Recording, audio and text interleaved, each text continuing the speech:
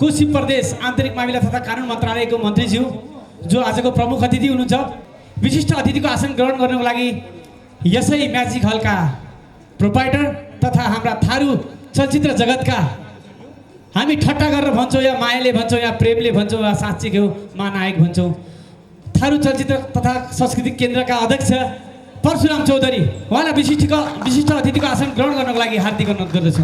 आदिवासी चलचित्रमा चाहिँ विशेष कोशी प्रदेशमा कस्तो अवस्था छ भन्ने विषयमा पनि हामी आदरणीय परशुराम चौधरी सरबाट सुन्नेछौँ।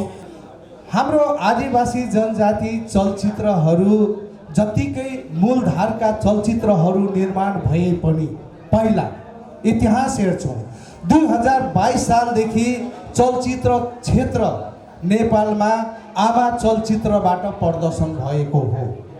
त्यसपछि क्रमबद्ध हामी मूलधारका चलचित्रहरू निर्माण हुँदै गए।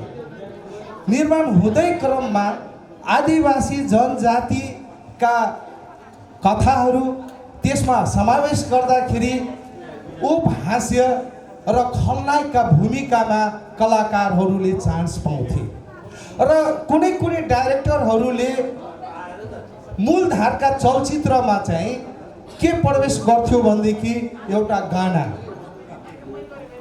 प्रवेश गरिदियो, अथवा मैथिली गीत, थारू गीत अथवा राई लिम्बूको गीत, त्यो समावेशी भयो भन्ने किसिमको सोच थियो।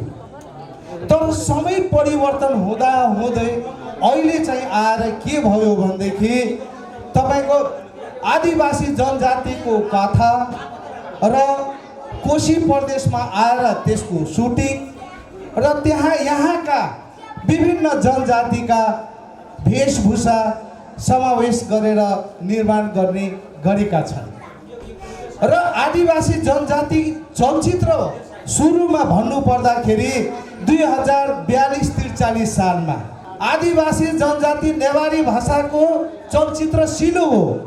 त्यसपछि 2046 सालमा मैले फिल्म बनाएको नेपालमा पहिलो थारू भाषाको चलचित्र कलम, 49 सालमा 7वटा अवार्ड पाएको मैले परशुराम चौधरी, थारू भाषाको पहिलो चलचित्र, त्यो इतिहासमा लेखेको छ। आज मन्त्रीज्यू हुनुहुन्छ, हामी कलाकारहरू लोभिने जात, अलिकति यसो गर्यो गोलमोल भइहाल्ने, हामी त्यो जात हौँ कलाकारहरू। तर हामीलाई वचन दिनुहुन्छ यस्तो गरिदिन्छौँ यस्तो गरिदिन्छौँ। कलाकार गहना मात्र होइन, देशको दिशा निर्देश गर्ने व्यक्तित्व हो।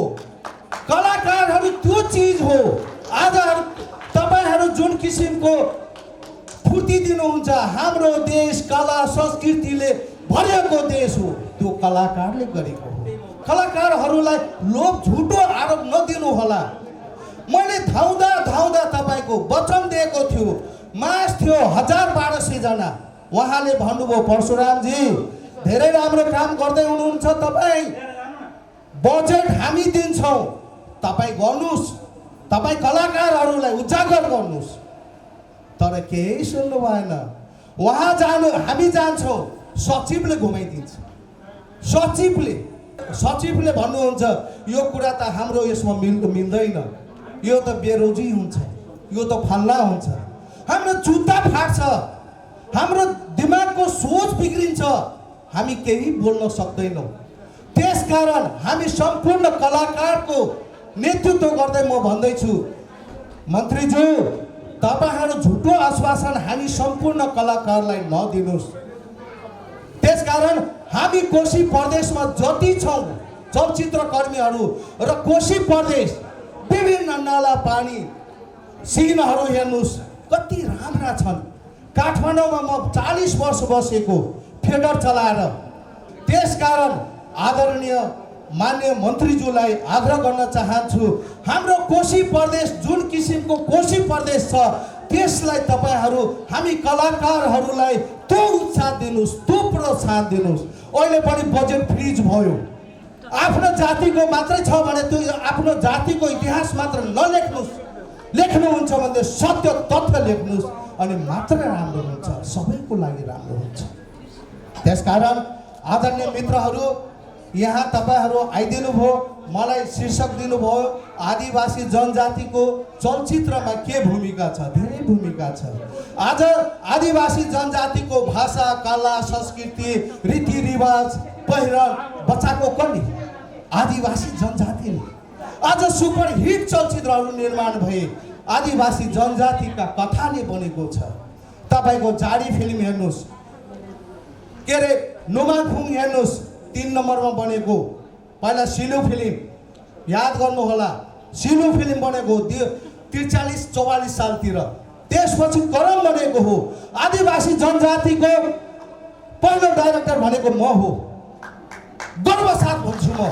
हेर्नुहोस्, त्यस बेलाको सामान्य ज्ञानमा हेर्नुहोस्, त्यस बेलाको चिजहरूमा हेर्नुहोस्, प्रमाण सहित दिन सक्छु। तर आदरणीय माननीय मन्त्रीज्यूलाई भन्दैछु, तपाईँहरू जति दिन बस्नुहोस्, हामी चलचित्र कर्मीलाई माया गरिदिनुहोस्। बोल्ने वक्तव्य टुङ्ग्याउँछु। जय सिनेमा। धन्यवाद। धेरै धेरै धन्यवाद छ। एकचोटि उहाँको लागि जोरदार ताली। जसको भित्र चिङ्गार हुन्छ नि त्यो बोल्छ क्या, बोल्नै पर्छ परशुराम सर। तपाईँ यस्तो मान्छे बोल्नै पर्छ। धन्यवाद छ। परशुराम सरलाई पनि म अगाडि आइदिनुको लागि हार्दिक अनुरोध गर्दछु।